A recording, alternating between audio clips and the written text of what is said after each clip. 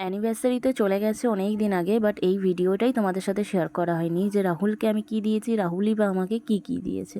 তো চলো আজকে সেই ভিডিওটাই শেয়ার করি।